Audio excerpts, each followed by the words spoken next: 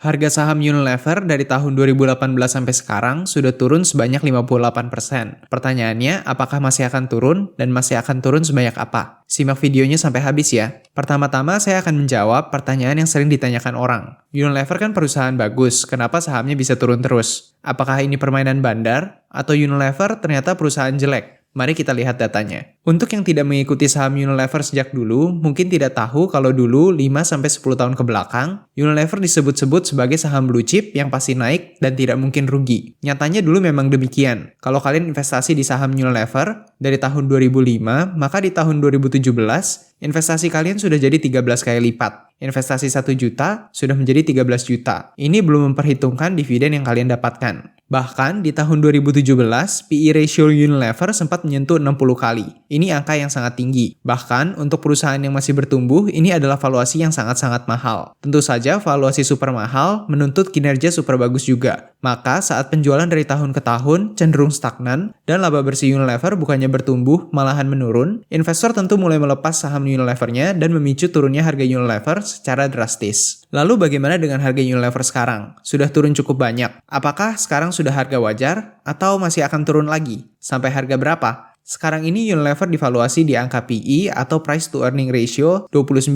kali. Angka ini walaupun tidak setinggi angka PE ratio tahun 2017, tapi masih tergolong tinggi. Dan biasanya hanya diberikan kepada perusahaan-perusahaan bertumbuh. Lalu, apakah Unilever sekarang ini adalah perusahaan bertumbuh? Jika kita lihat selama 5 tahun terakhir, penjualan Unilever cenderung stagnan. Perlu dicatat bahwa laba bersih Unilever di tahun 2018 memang lebih tinggi dari laba operasional normal. Karena pada tahun 2018, Unilever mendapatkan laba bersih dari pelepasan merek Blue Band dan merek margarin lainnya kepada perusahaan private equity KKR dengan nilai sebesar 2,92 triliun rupiah. Kenapa Unilever menjual merek Blue Band dan margarin lainnya? Karena kinerja bisnis margarin Unilever pada saat itu semakin menurun. Sehingga Unilever menjual bisnis produk margarinnya dan memutuskan untuk fokus mengembangkan lini bisnis lainnya. Karena pelepasan merek bukanlah hal rutin yang dilakukan tahun ke tahun, maka kita tidak bisa berekspektasi bahwa akan ada lonjakan laba seperti ini pada tahun-tahun berikutnya. Karena lonjakan yang tidak normal, sebaiknya kita tidak menggunakan angka tahun 2018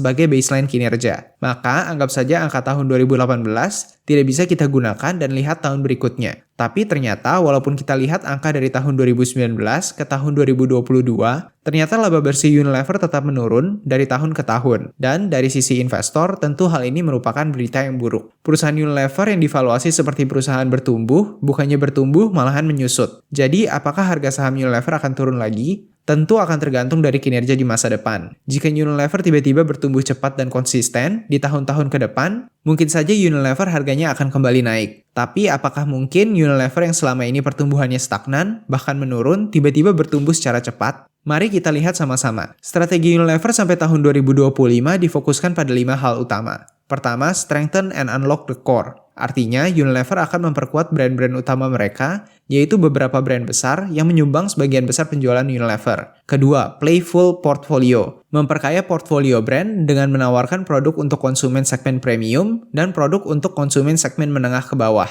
Ketiga, memperkuat kepemimpinan pada channel general trade seperti pasar dan warung, pada channel modern trade seperti supermarket dan minimarket, dan pada channel masa depan yaitu e-commerce. Keempat, e-everything. Mendorong kapabilitas digital pada perusahaan. Kelima, leading in sustainability, meningkatkan kesejahteraan masyarakat, mengurangi dampak lingkungan, dan meningkatkan mata pencaharian. Menurut kalian, bagaimana strategi Unilever ini? Menurut saya pribadi, strategi Unilever lebih difokuskan untuk mempertahankan kepemimpinan market share mereka, dan untuk meningkatkan profit margin mereka, tetapi bukan untuk pertumbuhan agresif. Pastinya bukan karena Unilever tidak mau bertumbuh, tetapi karena memang Unilever sudah memimpin di pasar dan sudah sangat menguasai pasar, sehingga sedikit ruang untuk ekspansi secara besar-besaran. Melihat hal ini dan kinerja selama 5 tahun ke belakang, saya rasa sulit untuk Unilever mempertahankan valuasinya di angka PE ratio 29 kali. Tidak menutup kemungkinan, dalam beberapa tahun ke depan, valuasi Unilever akan terkoreksi dari valuasi perusahaan bertumbuh menjadi valuasi perusahaan mature. Pertanyaannya, kira-kira akan jadi berapa harga Unilever? Saya menyiapkan 3 skenario untuk Unilever. Ada skenario baik, skenario tengah, dan skenario buruk. Kita lihat skenario baik. Anggap saja di skenario ini pada 5 tahun ke depan, harga bahan baku dan kondisi ekonomi sudah mulai stabil.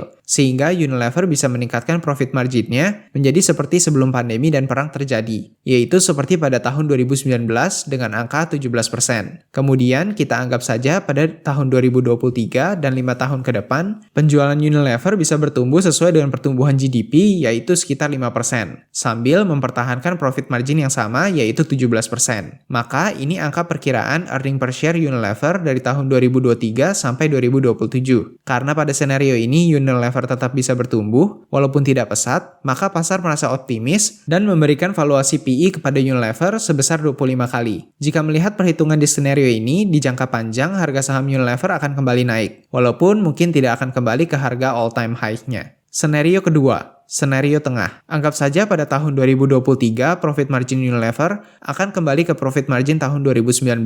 Akan tetapi, pertumbuhan Unilever cenderung stagnan dan hanya bisa bertumbuh 2,5% per tahun. Maka, berikut perkiraan EPS-nya selama 5 tahun ke depan. Karena Unilever tidak bisa bertumbuh, melebihi pertumbuhan GDP, maka pasar memberikan valuasi kepada Unilever dengan angka PE ratio 15 kali. Jika kita kalikan, kita bisa memperkirakan bahwa Unilever pada jangka panjang akan masih turun ke harga yang lebih rendah. Senario ketiga, senario buruk. Profit margin Unilever akan tetap bisa kembali ke angka 17%. Tetapi Unilever tidak bisa mempertahankan market share sehingga kinerjanya hanya tetap pada angka 2022 pada 5 tahun ke depan. Sehingga seperti ini perkiraan EPS-nya. Karena Unilever tidak berkembang sama sekali, maka pasar memberikan valuasi PE 10 kali kepada Unilever. Jika dikalikan, begini perkiraan harganya. Unilever masih akan turun jauh di tahun-tahun ke depan. Jadi, perkiraan pergerakan harga saham Unilever akan sangat tergantung dengan kinerja perusahaannya. Jadi, bagaimana menurut kalian? Menurut saya pribadi, dari 3 skenario di atas, saya rasa skenario tengah cukup aman untuk dipertimbangkan. Di mana kita tidak terlalu optimis dengan pertumbuhan Unilever, namun kita juga tidak mengabaikan kuatnya brand dan kepemimpinan Unilever. Tapi tentu saja analisa saya hanyalah perkiraan dan pertimbangan berdasarkan data-data yang ada sekarang ini. Dan tentunya analisa tersebut sangat mungkin salah. Jadi jangan gunakan analisa ini sebagai patokan untuk membeli dan menjual saham tertentu. Video ini hanyalah untuk edukasi dan bukan ajakan dan larangan untuk beli dan jual saham Unilever. Kalian harus melakukan analisa dan membuat keputusan sendiri mengenai investasi kalian. Karena uang kalian adalah tanggung jawab kalian. Jadi jangan mudah percaya kata-kata orang di internet. Demikian untuk video kali ini, terima kasih sudah menonton. Jika kalian suka dengan analisa saham, kalian juga bisa menonton video saya yang ini di mana saya membahas mengenai prospek saham Sido muncul. Dari video itu kalian juga bisa melihat contoh kinerja saham consumer goods lain selain Unilever. Tonton videonya ya.